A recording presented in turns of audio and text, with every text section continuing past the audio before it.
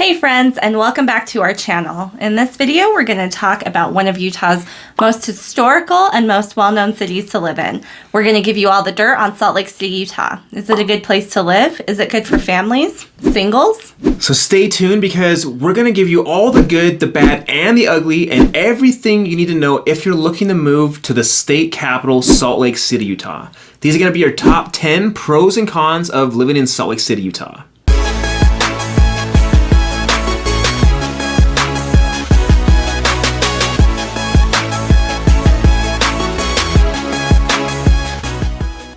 If this is your first time to this channel and you want to know everything about living, eating, sleeping, working, and playing in northern Utah and cities like Salt Lake, then subscribe below and tap the bell for notifications so you can be the first to know about the current market here in northern Utah. We are Sloane and Kim Petersen with the Petersen Group. We've been in the real estate business for 10 years, and every day we help people just like you looking to buy and sell in northern Utah, and we absolutely love it. Whether you are moving in 9 days or 90 days, give us a call, shoot us a text, or send us an email.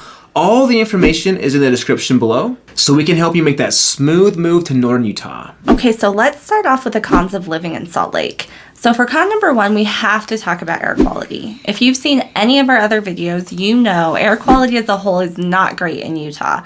But according to newsnationnow.com, Salt Lake actually ranks as the 9th worst city in America for bad air quality. Wow, I don't think I even knew it was that I bad. know, it's so bad. Wow. That's a pretty good indication of just how bad the air is in Salt Lake. Salt Lake just has so much industrial air pollution, not to mention car exhaust that gets trapped in the air because we do sit in a bowl due to being surrounded by those beautiful mountains. And while it's continued to be on the radar of city officials as a crucial issue, I mean, ever since I've lived in Salt Lake, it's been talked about as needing to be fixed. There's yet to be a solution to really help the air quality as of now. That's really just something to keep in mind, particularly if you or anyone in your family does have any sort of breathing issues like asthma or chronic bronchitis. So con number 2 is the summer wildfires.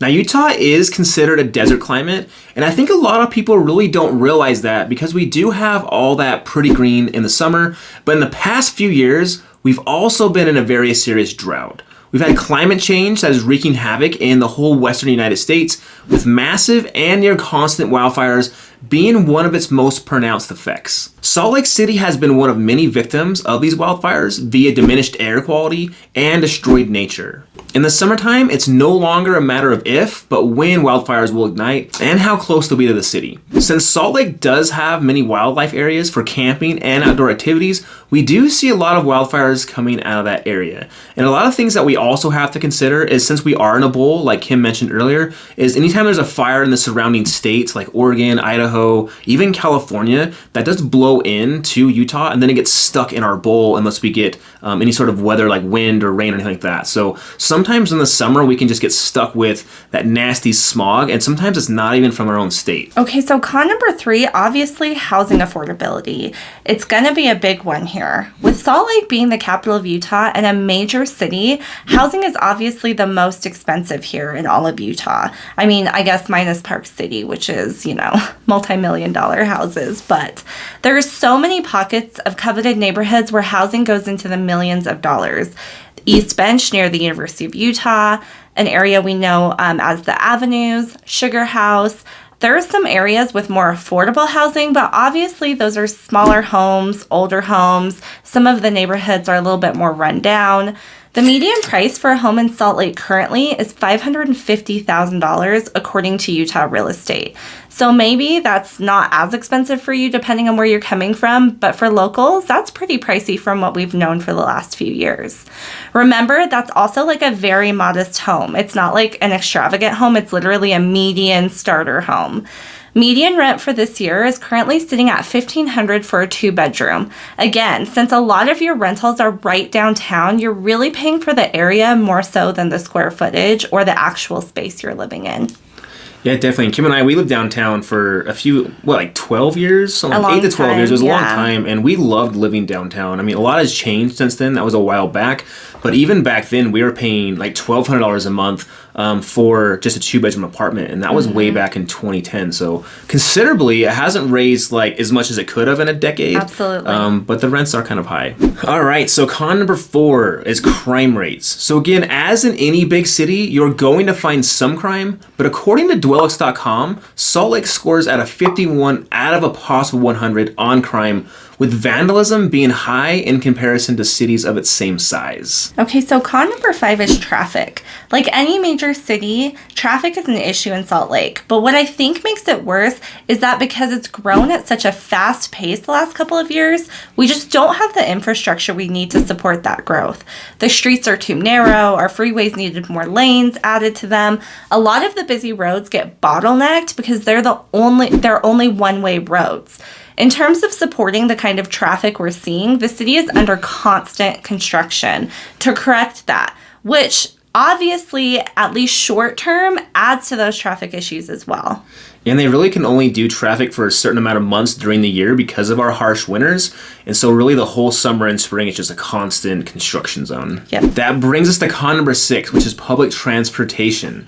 So in terms of a city this size, Salt Lake doesn't really have great public transportation, which also just compounds the air quality and traffic situation. They do have what's called the Frontrunner, which is a high-speed train. It runs every hour, and then they have a track line which runs every 15 to 30 minutes, depending on the day and time. The biggest issue is lining up all the public transportation if you are having to take multiple ones, which most of the people are having to do that. If you are going right into downtown, you are going to be transferring from the Frontrunner to tracks. So if you are late, you are minimally waiting around 30 minutes to sometimes even an hour to catch the next avoidable transportation. Really, Salt Lake would do well to maybe have a restaurant or a coffee shop right there so you could wait in, but they really don't have anything like that. 30 minutes doesn't seem like a long time, but believe me, in the cold winter or the hot summer, it really is a lot, and we do know we have commuted on the public transportation for years when we did work and commute in the Salt Lake City. So con number 7 is Salt Lake is really, really dry. In fact, according to currentresults.com, Utah is the second driest state in the entire United States. I honestly think people underestimate this fact, especially if you're moving from another state. When I first moved to Utah, I moved from Denver, and even though it's literally just on the other side of the mountain, it's really very different.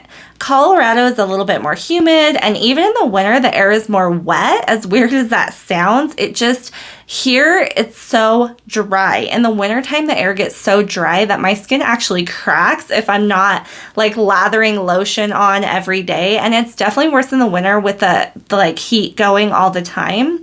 And then, of course, in the summer, it's also a very dry heat. We've told you about it in other videos, but it can be like opening an oven door.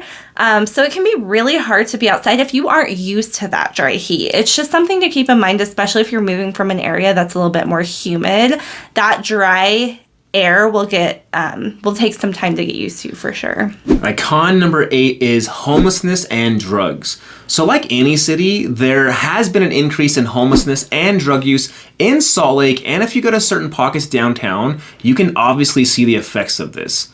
Since Salt Lake did move their shelters and missions outside of the city a few years ago, what's actually happened is the homeless have created what we essentially call Tent City at the public library, which is really unfortunate because the library is newer and it is very beautiful. They have a terrace rooftop that you can go out on, and one of the last times we went there, you could see a lot of the homeless actually hung out in there, and so it kind of smelled like piss, for a lack of better words. So they are entitled to hang out there, obviously. It is a public library, but seeing the tents all over the lawn and just kind of the destruction they've done inside the library is just a little sad. Again, something you probably see in most big cities these days, but you are definitely seeing it in Salt Lake as well. Okay, so con number 9, this is a random one, but I think it needs mentioning, and this isn't specific to Salt Lake, but it is actually in all of Utah, and that is that there is no state lottery here. I think that is surprising to a lot of people because most of our surrounding states do have a a lottery, which I guess is lucky for us because those who still want to play, since we don't have access here,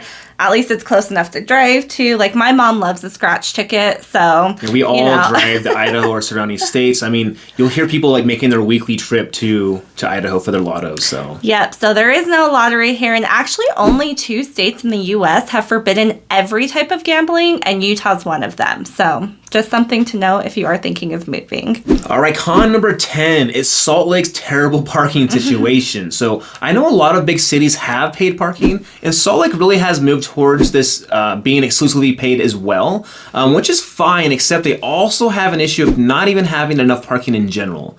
So you can drive the same blocks over and over, and it can still take you over a half an hour to park, and then you still might have to walk several blocks to get to your location. So if you're meeting friends downtown on a weekend, it's probably better to take one of the terrible Salt Lake public transportation options, or an expensive Uber ride. It might even be better than that if you're caring about your time, than trying to find parking downtown. Yeah, and actually, we do have Uber in Salt Lake. That is a big thing here. I know that's sometimes a question, but there is Uber. But it can be a little bit more expensive just because it isn't as... Yeah, I think that's a good point to make, because we take Uber or Lyft in a lot of other big cities when we're traveling, and we did notice in Utah, all of Utah really, since there's not very many Lyft drivers or Uber drivers, they are quite a bit more expensive. All right, so that wraps up our cons for Salt Lake. Let's go ahead and jump into the pros. Okay, so pro number 1 is great career opportunities. Like a lot of cities in Utah, Salt Lake offers a lot of job diversity, and a lot of them are even housed right downtown because it is a mix of industrial, commercial, retail, office space. In fact, just last year, CNBC.com ranked Salt Lake as being number 1 as the best city in America to start a new career, and that is absolutely true.